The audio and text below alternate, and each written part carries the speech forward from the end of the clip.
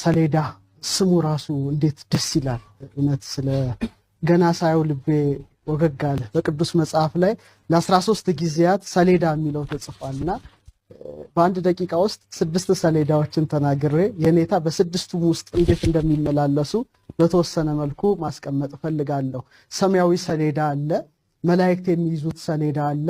ለአባታችን ለሄኖክ በሰሌዳ ላይ ምስጢርን እንዳሳዩት ራሱ ሄኖክ ተናግሯል።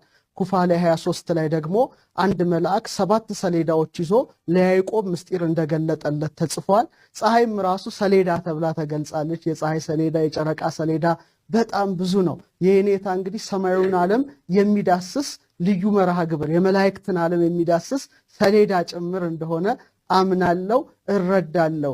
የድንጋይ ሰሌዳ አለ፣ ብዙ 3000 ዘመን ያስቆጠረ መስጴጦማውያን ታሪክ የጻፉበት ከ500 ሺህ እስከ 2000 የሚጠጋ የሸክላ ሰሌዳ ዛሬ ራሱ ለንደን ሚዚየም ላይ ብቻ ወደ 130 ሺህ ሰሌዳዎች አሉ።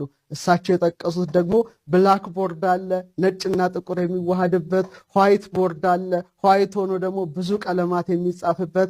ይልቁኑ ደግሞ ትልቁ ሰሌዳ እግዚአብሔር የሰራው የልቡና ሰሌዳ ነውና የኔታ በሁሉም ላይ መጻፍ ይችላሉ።